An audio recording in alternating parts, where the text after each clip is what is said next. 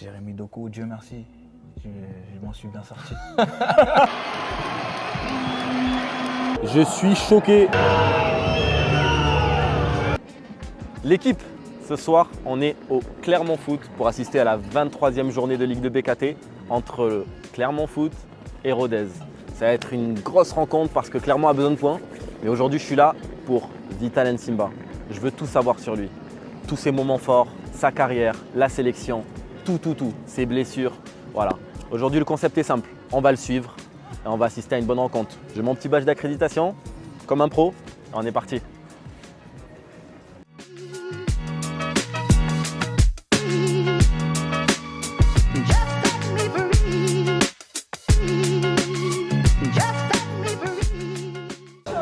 Ouais, Vital, c'est un très bon joueur. Franchement, il était là déjà en Ligue 2 dans notre dernier épisode et c'était vraiment très bien. Et là, il est revenu. Franchement, il fait le bonheur des supporters. Il a une bonne qualité de centre, il défend bien. Tout ce qu'on attend d'un latéral, quoi. Petit prono d'avant-match? Allez, 2-1 pour Clermont. Allez, on va voir. On va essayer. Petit pronostic pour ce match, s'il te plaît. Ouais, je pense plus aller Rodez, mais je dirais 2-2 ce soir. 2-2? Ouais, 2-2, un bon match nul. Et but 2? Arconte dans la foulée et Baldé pour se relancer sur le match.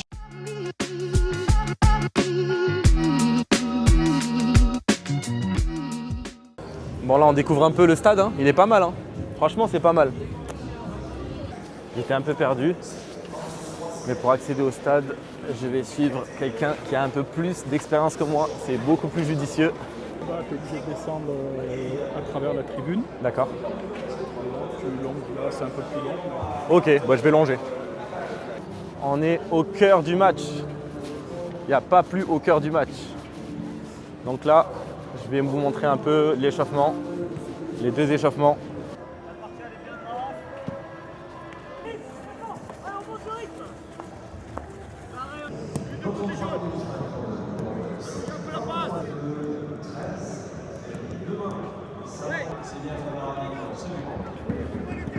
Ça va frérot? C'est con, Ça dit quoi mon gars? Tranquille? Tranquillement, ça dit quoi? Ah, on est là, hein, on est en mode reporter. J'ai mis dedans, je le sauve.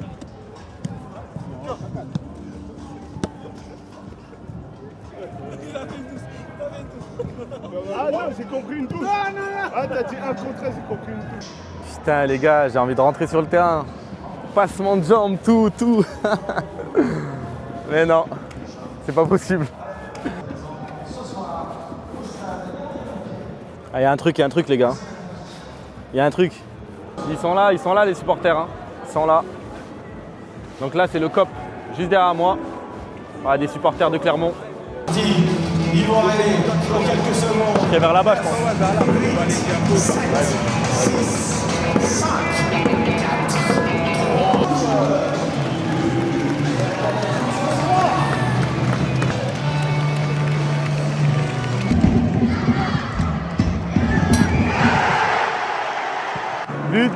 But, 1-0, ça commence bien. Famara Diédiou, il avait mis triplé la semaine dernière. Enfin même pas la semaine dernière, lundi. Et là il remarque, magnifique.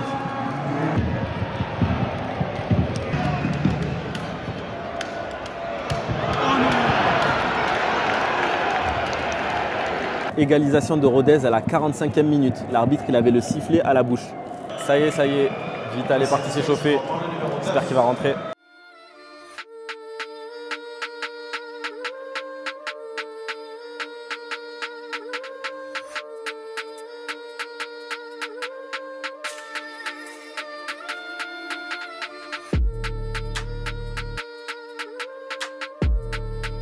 Bon, Vital va pas rentrer, hein. Il reste 3 minutes, il est parti se rasseoir. C'est compliqué de faire rentrer un joueur à 1-1, surtout un défenseur latéral. À ce moment-là du match, c'est très compliqué. Mais voilà, c'est un joueur avec une vraie mentalité. Je sais qu'il pense à l'équipe avant tout. Bien sûr, déçu de ne pas rentrer. Mais voilà, c'est comme ça. Il rentrera, il débutera les prochains matchs. Oh les gars, je suis choqué. Je suis choqué. Rodez vient de marquer, il restait 3 secondes de jeu, c'est la 90e, c'est fini. 2-1 pour Rodez. Ce braquage, c'est un truc de fou. Le foot, c'est jamais fini. Hein. Tant que l'arbitre n'a pas sifflé, le match n'est pas fini. Putain, fin du match. Défaite de Clermont, 2-1. À la dernière seconde, ils perdent le match. C'est dur pour eux parce qu'ils font une bonne mi-temps, bonne première mi-temps. La deuxième, on a l'impression qu'ils gèrent. Ils prennent des buts sur des détails en fait. Mais dans le football, il faut soigner les détails. Et à ce niveau-là, ça paye cash. Donc, je sais même pas quoi dire parce que c'est choquant, ça s'est passé devant moi. Et franchement, vraiment pas de chance en fait. Que vous dire, c'est dur, c'est très dur. Et je l'ai connu, même moi, à mon niveau, quand on est dans une spirale négative où rien ne va, on enchaîne les défaites, il n'y a rien pour nous. Il n'y a rien pour nous et tous les petits détails et ce petit brin de chance, ils jouent en notre défaveur. C'est dur, les supporters sont mécontents, franchement, et je les comprends. Mais ça ne fait pas plaisir non plus, ni au staff, ni aux joueurs, de perdre ce match à la 90e, plus quelques secondes. Mais voilà, faut pas baisser les bras, de toute façon le foot, voilà, des fois ça va, des fois ça va pas. Et comme dans la vie, j'ai envie de dire, le but c'est de tout montrer. Et une carrière, c'est fait de moments magnifiques, incroyables, comme de moments compliqués. Et là, Vital, il traverse un moment compliqué avec son club. Et surtout, voilà, le club qui est mal classé, qui n'arrive pas à enchaîner les bonnes performances. Mais ça fait partie du football. En tout cas, je leur souhaite de se relever. Et la solution, bien sûr, c'est d'enchaîner, faire des séries de victoires pour recoller dans une meilleure partie du classement, bien sûr. Et pour un joueur, quand on ne peut pas aider son équipe, quand on n'a pas l'occasion de rentrer pour aider son équipe, et connaissant Vital et sa mentalité de guerrier, c'est sûr qu'il ne passe pas une bonne soirée là. Mais bon, de toute façon, on va aller le voir, on va aller le rencontrer. Il va nous parler de son parcours et de tout ce qui s'est passé, les hauts et les bas, sans filtre.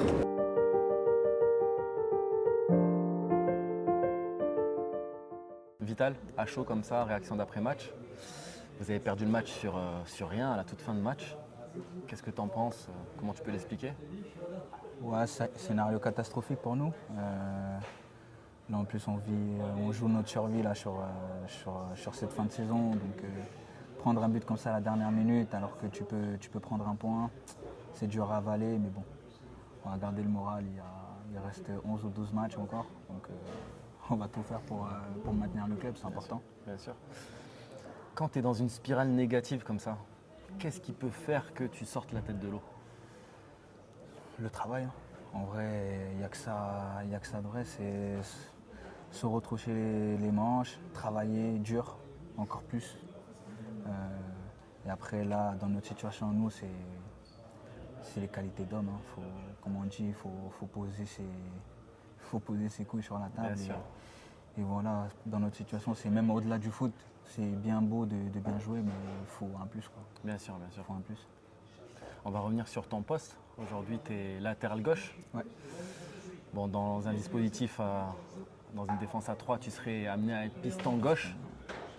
C'est quoi tes qualités, ta qualité forte? Tu es plus le latéral qui va prendre le couloir, tu es plus le latéral en place, bon tactiquement? Je suis plutôt un latéral offensif pour ma part. J'aime bien apporter le danger par ma qualité de centre, notamment. C'est l'une de mes qualités, c'est le centre et la relance. J'ai une bonne technique je suis plutôt à l'aise techniquement. Une bonne patte gauche? Une bonne patte gauche, voilà. J'ai fait pas mal de passes décisives dans ma carrière, donc je suis plus reconnu pour être un offensif. Ouais, un contre-attaquant. C'est ça. Mais bon, moi, pour te connaître et t'avoir vu jouer de nombreuses fois, je trouve que tu es le profil hybride dans le sens où tu peux bouffer le couloir, entre guillemets, mais aussi jouer avec le cerveau, avec ta patte gauche, tu vois. Et c'est rare ce genre de profil. C'est sûr que maintenant, en plus, on demande beaucoup aux latéraux de bien défendre et de bien attaquer. Maintenant, même ça demande même de bien relancer aussi. Donc c'est vrai qu'il faut avoir beaucoup de palettes dans son jeu.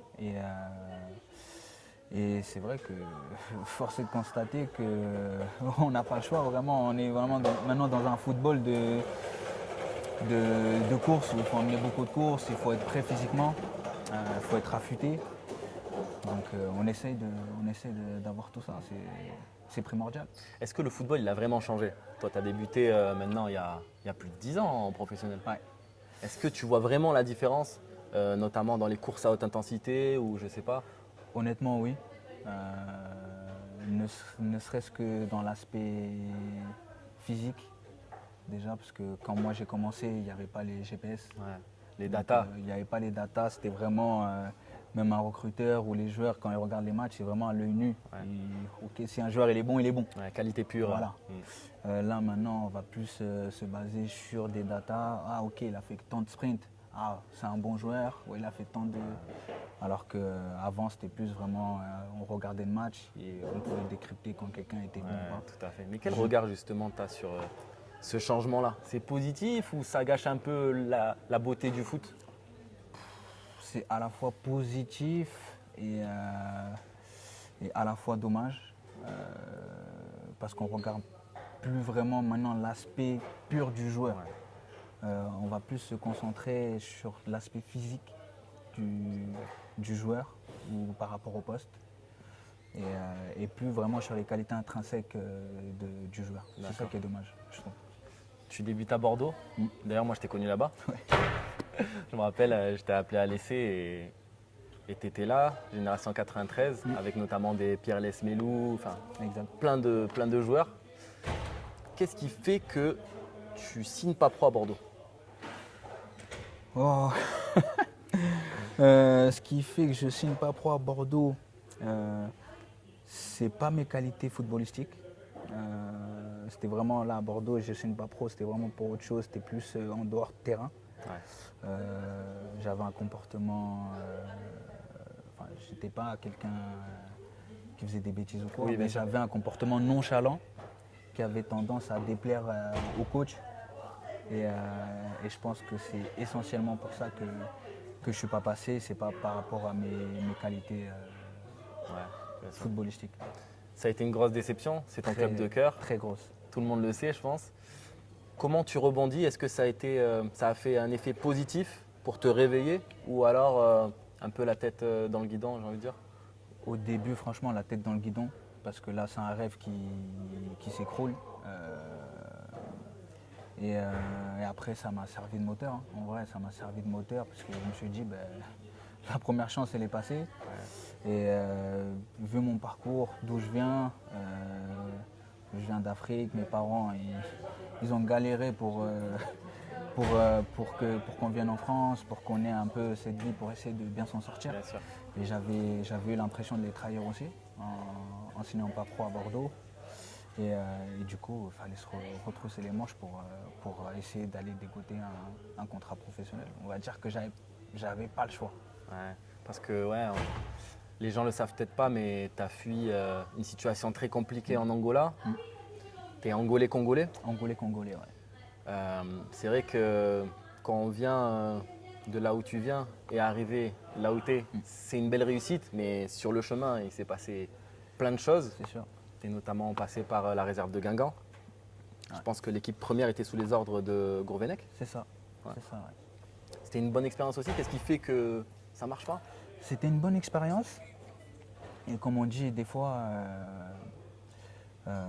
quand on vous reproche quelque chose, même si on le sait, mais quand on a pris l'habitude en fait d'avoir ce comportement-là, c'est dur de le changer. Ouais, ça met du temps. Ça met énormément de temps. Je peux vous citer des joueurs comme des Ben Arfa, des Balotelli. Bien sûr. Je pense qu'eux-mêmes savaient qu'en termes de comportement, ils pouvaient faire Ouais. mieux. Mais c'était compliqué de changer.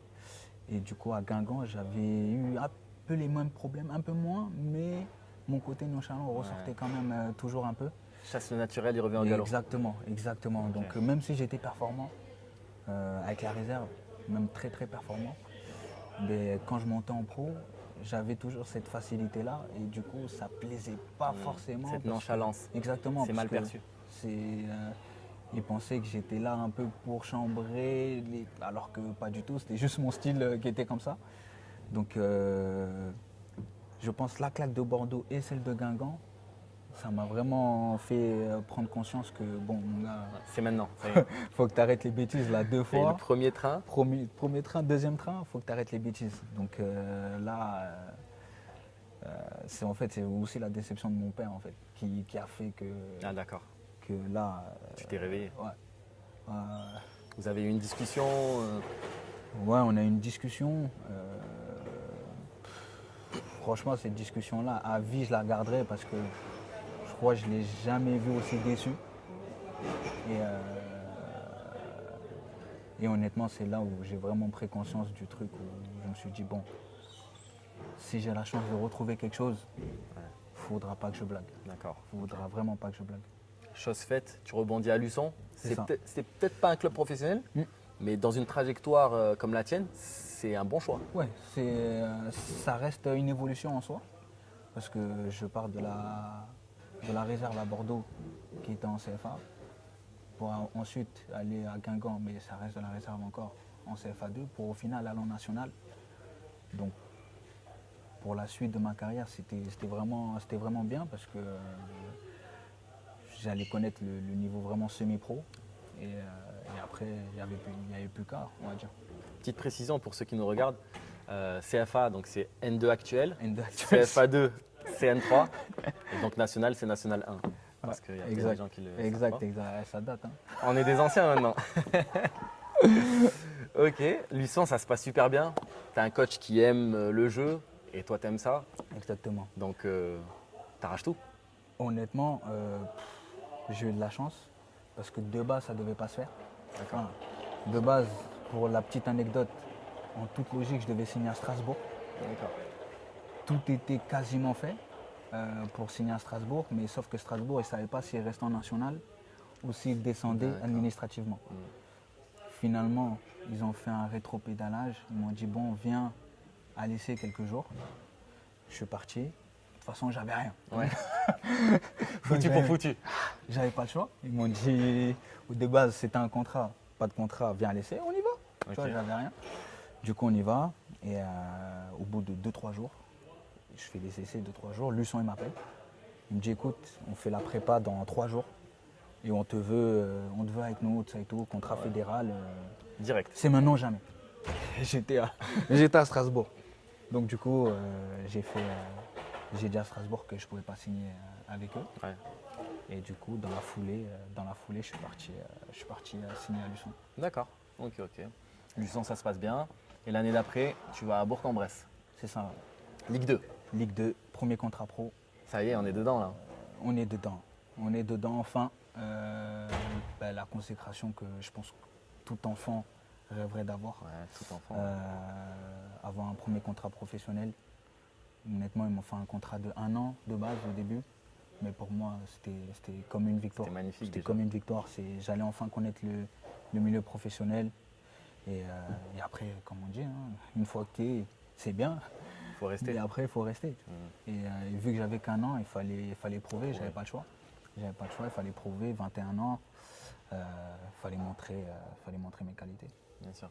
Quand on signe 1 an, c'est bien et pas bien. Mais je trouve que c'est bien parce qu'au moins, on se la donne. Il n'y a pas le temps là. Exactement. Il faut montrer dès la prépa. Exactement. Il faut se la donner. Et moi, dans ma chance et mon malheur, c'est que j'arrive à 1 semaine avant le début du championnat, quand je signe à Bourg-en-Bresse, parce qu'il y avait eu un blessé, donc il fallait un latéral gauche et j'avais été bon contrat en championnat, donc ils m'ont appelé. Ok. Et je fais le dernier match amical avec eux. Ça se passe super bien. 1 semaine avant le premier match contre le Havre du championnat, je crois que je me blesse. Je me fais un ischio 2 jours avant le match. Ah ouais. Mais bon, premier match pro. T'es obligé. Obligé, on a serré les dents. On a joué, j'ai joué. Bon, on a perdu 3-0. Derrière, rideau, blessé pendant 5-6 semaines. Ah ouais. Du coup, je perds ma place. Quand il fallait revenir, c'était compliqué, parce que l'équipe, elle tournait bien. Donc au final, j'ai repris ma place qu'en fin novembre. D'accord.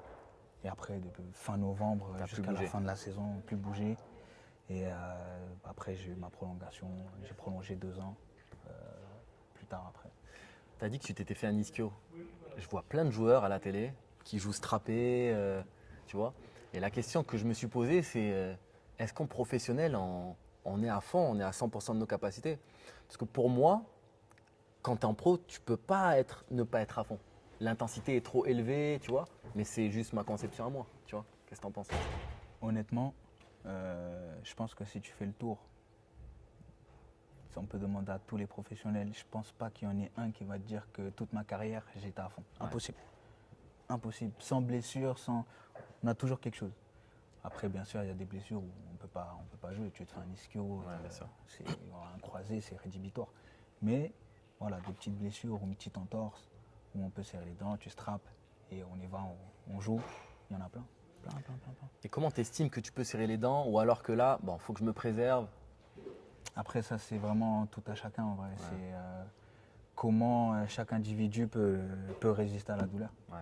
Et après, le but aussi, c'est, même si on résiste à la douleur, c'est comment ne pas pénaliser aussi son équipe. Ouais, c'est ça. Parce que même si tu es blessé, mais si derrière, tu n'arrives pas à être performant, tu pénalises ton équipe. Donc, il faut vraiment connaître son corps. Et ça, c'est, je pense, tout un athlète, peu importe le sport, doit bien connaître son corps. Et une fois que tu te connais, tu sais que bon, même si j'ai ça, une petite entorse, je sais que je peux quand même être performant. On y va. Ok. Donc, ok, tu fais 2 saisons à Bourg-en-Bresse, je crois. 3 au final. 3 saisons. Ouais. Ok. Parce que je fais la première année, après je prolonge 2 ans, du coup je fais 3 saisons. Ok, 3 saisons. Donc, tu engranges beaucoup de matchs. Tu es un joueur qui joue beaucoup. Ouais. Malgré que je sois jamais à 100%, mais je joue. Tu joues beaucoup. Je joue beaucoup, ouais. Donc, tu fais 3 ans à Bourg-en-Bresse et après, tu signes à Clermont. C'est ça. Clermont, 4 ans. Je fais 4 ans à Clermont et là, franchement, c'est. Bon, hormis plus tard Bordeaux, mais c'est mes 4 meilleures années en termes de foot et d'humain. Le groupe et tout, franchement, c'était incroyable. D'ailleurs, vous montez en Ligue 1 C'est ça. pour la première fois de l'histoire de Clermont. De l'histoire de Clermont. C'est beau. en Ligue 1, c'est En incroyable. vrai, tu fais partie de l'histoire de Clermont. À jamais. À jamais. À jamais le premier. Clairement. Et je crois que le premier match, c'était contre Bordeaux, non? Premier match de la saison ouais, en Ligue 1 contre Bordeaux. Vous gagnez 2-0? On gagne 2-0. J'avais fait le pari avec ma femme que le premier. Avant, il n'y avait même pas le calendrier, rien. Ah ouais. J'ai dit, tu verras le premier match de la saison contre Bordeaux, comme par hasard. Et comme par hasard, ça arrivait. C'est beau. C'était au Matmut? Au Matmut en plus, à Ah, Bordeaux. c'est magnifique. Devant mes parents, ma famille, c'était incroyable. Justement, qu'est-ce que ça te fait? Tu joues contre Bordeaux, à Bordeaux, en Ligue 1. Incroyable. Franchement, c'était incroyable. Encore anecdote de. Je me tords la cheville 3 jours avant le match, mais une torsion de ouf. Cheville gonflée, j'étais en béquille. En béquille? En béquille. 3 jours avant le match, j'étais en béquille. Je reviens pour la veille de match. Mais vraiment, j'étais encore en béquille. Veille de match d'un entraînement, j'arrive, vas-y, allez, on va forcer, on y va. Strappé, gros strap, j'avais une patate. Waouh. Et on va jouer à Bordeaux. Je ne pouvais pas louper ce match. Bien sûr. Je pouvais pas. Et je le dis après à la fin du match au kiné de Bordeaux que je connaissais. Ouais. Je dis, tu sais que là, j'ai joué avec une cheville comme ça. Il me dit, c'est pas possible. J'ai dit, si, je pouvais pas louper. Impossible. Non, tu peux Impossible. Bordeaux chez moi, devant ma famille. pas. Impossible. Impossible. Je peux pas louper. Trop d'émotions. Trop d'émotions. Là, il fallait que j'ai une jambe en moins pour louper le match. Fallait que j'ai une. Même un isco, j'aurais joué. Là, dans ce cas-là, on joue. Ouais, Ischio. Ah, des fois, il y a des moments. Ouais, bien sûr. Moi, pour moi, c'était comme. Je suis jamais allé à ce niveau-là, mais une finale de Coupe du Monde ou Ligue des Champions, des gros matchs comme ça. Bien sûr. Peu importe ton état, tu as T'es forcément envie de obligé. jouer. Ouais, t'es obligé de jouer. Moi, c'était mon état là contre Bordeaux, c'était peu importe ce qui se passe, il faut que je joue. Et en fait, ta saison, elle se passe bien en Ligue 1. Très bien. Tu marques ton premier but contre le LOSC, non? Contre le Lox, qui était champion en titre. Champion en titre. Non, franchement, tout se passait bien. J'ai fait ma saison, des bonnes stats. J'étais dans les latéraux les plus en vue du championnat. Donc, non, franchement, très très content. Pour une première année et tout, très content. Qu'est-ce qui fait que tu continues pas en Ligue 1? Les opportunités? Il y avait l'opportunité de prolonger ici. Ça ne s'est pas fait parce qu'on ne s'était pas entendu d'un point de vue salarial. Donc du coup, ça ne s'est pas fait. Et j'avais d'autres opportunités aussi en Ligue 1, mais mais il y avait un club que je ne pouvais pas refuser, tout simplement. Bordeaux, ils sont revenus. Bon, malheureusement, ils étaient descendus en Ligue 2. Bon, j'avais déjà des contacts avec eux quand j'étais en Ligue 1. Donc sur les derniers mois, j'espérais que le club restait en Ligue 1 pour avoir l'opportunité de jouer avec Bordeaux en Ligue 1. Bon, malheureusement, ça ne s'est pas fait, mais ouais, je ne pouvais pas refuser Bordeaux. Non, ça se refuse pas. Non. on a eu la chance d'y être, mais de pas signer pro. Et là, la deuxième chance s'est présentée et je pouvais pas. Retour par la grande porte. Ouais. On va dire ça, ouais. De fil en aiguille par rapport à ma carrière, ouais, on va dire retour par la grande porte. Ouais. Alors que je vais même pas te poser la question parce que je le sais, c'est pas un sentiment de revanche, mais c'est plus une fierté pour toi. Oui, oui, fierté à bloc. Fierté à bloc, c'est rejouer devant mes frères et sœurs, mes parents, mes amis. Que de la fierté, honnêtement. Je pouvais pas rêver mieux. Tu as passé 2 ans là-bas. Ouais. 2 ans en Ligue 2 où sur la première année, vous étiez à ça de monter. Ouais, ça c'est peut-être le moment le plus. C'est peut-être l'un des plus frustrants de ma carrière. C'est vraiment passer à ça. À ça d'un moment incroyable. Ouais.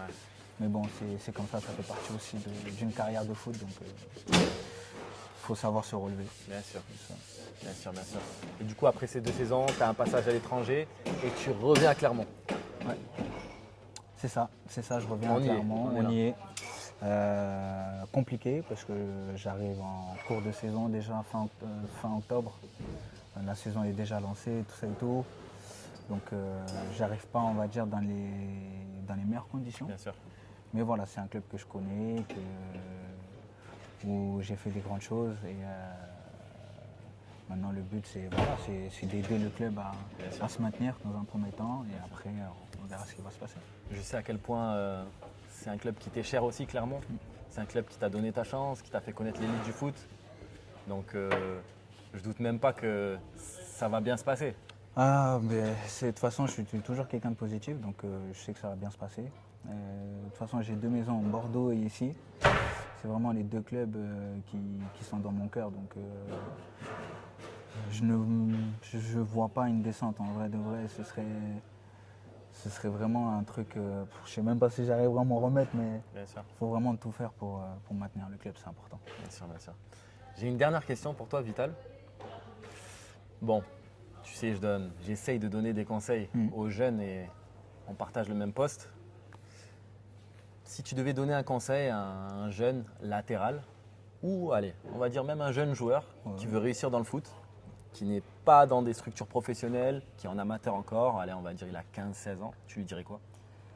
Je lui dirais déjà de rien lâcher. De toujours croire en ses qualités. C'est important. Toujours croire en soi et en ses qualités. Parce que je trouve que si tu te persuades de quelque chose et que tu mets en œuvre pour le réussir, généralement, il y a beaucoup de bonnes choses qui arrivent. Bien sûr, après, il y a des éléments qui font que voilà, ça n'arrive pas. Mais honnêtement, toujours croire en soi. C'est le conseil et rester fort mentalement. En vrai, toi, tu es fort mentalement. De là où tu viens et là où tu es arrivé, tu peux qu'être fort mentalement. On essaye. Parce que des fois, c'est comme partout. Hein. Des fois, le mental, il flanche. Hein. Bien sûr. On reste des êtres humains, tu vois. On ne peut sûr, pas bien à sûr. chaque fois être fort mentalement. Bien sûr. Mais en tout cas, on essaye le plus possible d'être mentalement prêt pour la vie de tous les jours et sur le terrain aussi être prêt à donner le maximum, tu vois. Et le Vital qui avait 18 ans, si tu le rencontrais dans la rue comme ça, qu'est-ce que tu lui dirais de faire et de ne pas faire? De faire et de ne pas faire, honnêtement, s'il était un peu moins nonchalant et plus sérieux, je pense qu'à 17 ans, il aurait déjà été pro. Mais je ne sais pas si ça l'aurait aidé, Ouais. tu vois. Le fait d'avoir connu tout ça, Je pense que le fait d'avoir connu tout ça a fait de moi aujourd'hui l'homme que je suis, tu vois, qui comprend beaucoup plus les choses. Et là, du coup, de par mon expérience, j'arrive à transmettre du coup aux jeunes professionnels. Je l'ai beaucoup transmis à Bordeaux et tout, notamment quand il y avait beaucoup de jeunes. Je leur disais que les gars, moi à 17 ans, 18 ans, voilà, je suis peut-être pas passé parce que tel comportement, j'avais ça, donc faites attention. faites tu vois. attention. Tout à fait. Donc maintenant j'ai cette expérience-là pour leur faire parler mon vécu en gros et de leur faire de leur faire raisonner, en Ouais, fait, tu bien vois, sûr. qu'ils Et prennent le bon chemin. Mais tu vois, plus jeune, je me rappelle, tu as toujours été de très bons conseils avec moi. Tu m'as toujours aiguillé du mieux que tu pouvais, etc. Et tu vois, tout ce que tu racontes là, moi, je le découvre, comme les gens qui regardent cette interview, parce que moi, je ne savais pas. Parce que pour moi, tu étais quelqu'un de mature. Et tu sais, 2 ans, quand on est jeune, c'est beaucoup. Moi, je te voyais comme un grand, tu vois. Au même poste, gaucher. Ça veut dire que là, tout ce que tu dis, moi, pour moi, tu as toujours été le Vital bienveillant, envers les plus jeunes, mature. Tu vois ce que je veux dire? Mais, enfin, c'est grave, grave intéressant parce que j'ai toujours été de bons conseils, mais je les appliquais peut-être pas moi-même, tu vois. Tu vois ce que je veux dire? Ouais, bien sûr. Mais comme je t'ai dit, des fois, moi, je savais. Je savais qu'il fallait que je change ça. Mais malheureusement, ça, tu vois, mon comportement de cette nonchalance-là, elle revenait tout le temps. Donc du coup, je pouvais changer un mois, mais ça revenait tout le temps, tu vois.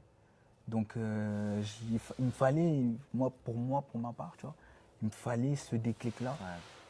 ce truc-là de me sentir en danger, de ne pas réussir dans le foot pour faire que ça bascule du bon côté, tu vois. Ok, ok. Et je pense que si on m'avait donné en gros pro à 17 ans, je ne sais même pas si là on serait en train de parler, peut-être je serais même plus professionnel, tu vois.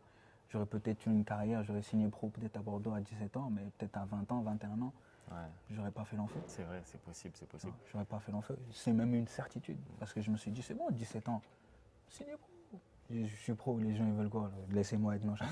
Ouais, bien Vous sûr. m'avez signé comme ça. Bien Tu sûr. vois ce que je veux dire? Ouais, Vous m'avez c'est signé vrai. comme ça, donc laisse-moi continuer comme ça. C'est C'est vrai, comme ça. ça que vous m'avez truc. C'est Donc vrai. je pense que ça m'aurait pas aidé, tu vois.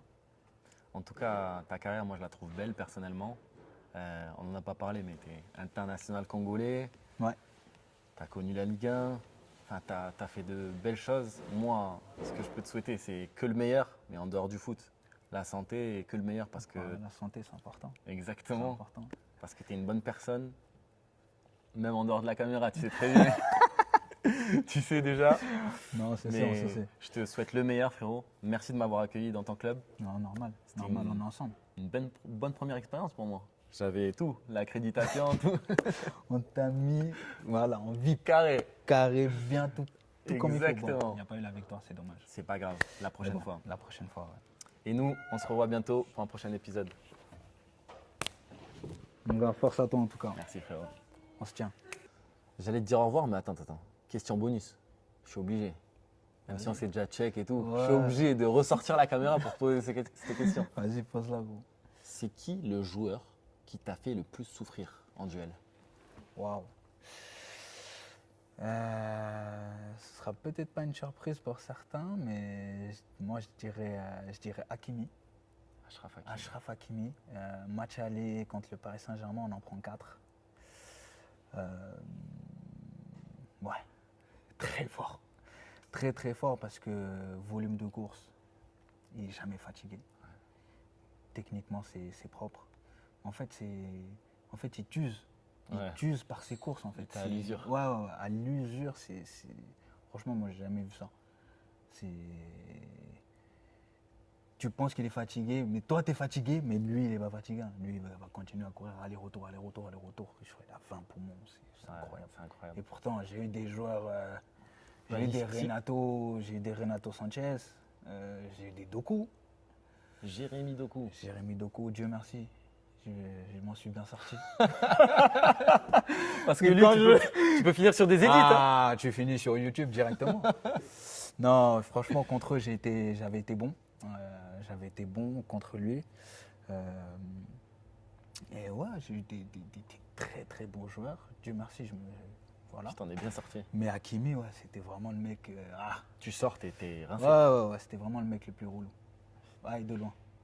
J'étais Bon, j'étais obligé. malheureusement, j'ai jamais eu Messi, mais j'aurais bien voulu avoir. Mais Dieu Messi. merci. Oh non, là c'est Dieu merci, j'aurais voulu. Qui me lave? Lave-moi. Oh, tu te fais laver par le GOAT. C'est pas grave. C'est vrai. Je serai un parmi tant d'autres. Tu vois ce que je veux dire? Non, ouais, dommage. Il était là en match retour. En fait, le match aller, quand on joue contre eux, il venait d'arriver. Il D'accord. venait de signer et normalement, il était prévu pour qu'il joue contre nous. Il ne joue pas. Il était en tribune. Au moment où en plus on arrive en tribune, je crois que c'était la 10e minute de jeu. Mouvement de foule. On est en train de jouer, j'étais à l'opposé, je vois comme ça, tout le monde se lève dans la tribune, on ne comprenait rien, on pensait qu'il y avait une bagarre. Ouais. Non, c'était juste Messi qui venait d'arriver. Une dinguerie. Et la semaine d'après, il joue contre Reims, on avait le seum de ouf. Oh là là. Bon, match retour, il vient ici, on en prend 6. C'était la catastrophe, j'étais blessé, Ok. j'étais en tribune. C'est simple, il met 3 passes D, Mbappé triplé, Neymar triplé. Ouais, c'est trop facile.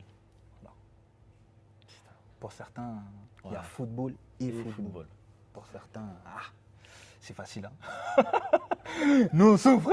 Mais pour certains, c'est simple. Non, mais pour eux, c'est waouh. Pour eux, c'est vraiment simple le football. C'est incroyable. J'étais obligé de te poser cette question. Ouais, il faut Pour aller. finir. Allez. Allez, ciao l'équipe. Bon les amis, sur la route du retour, j'ai passé une bonne journée à Clermont. J'ai vu de bonnes choses. Et moi aussi, personnellement, j'ai appris de cette journée. Ce qu'on peut retenir ensemble, c'est que le football, c'est cruel et les détails comptent. Donc, soignez les détails. C'est une journée aussi compliquée pour Vital parce qu'il n'est pas rentré. Et en plus de ça, il a perdu. Mais c'est la réalité du foot. C'est comme ça. Et c'est bien aussi de le montrer. Des fois, voilà, il n'y a rien qui va. Et c'est le foot, mais ça va tourner. Ça va tourner. Avec du travail, avec de la discipline, en lâchant rien, ça va tourner. C'est ce qu'il faut retenir. Je souhaite une bonne continuation au Clermont Foot et je leur souhaite de se maintenir à ce niveau et que de la réussite sportive. À Rodez aussi, félicitations pour la victoire. Ils sont allés la chercher. Donc on souhaite à Rodez tout le meilleur aussi. Et nous, on se revoit pour un prochain épisode avec un invité surprise encore. Restez branchés, abonnez-vous et prenez soin de vous.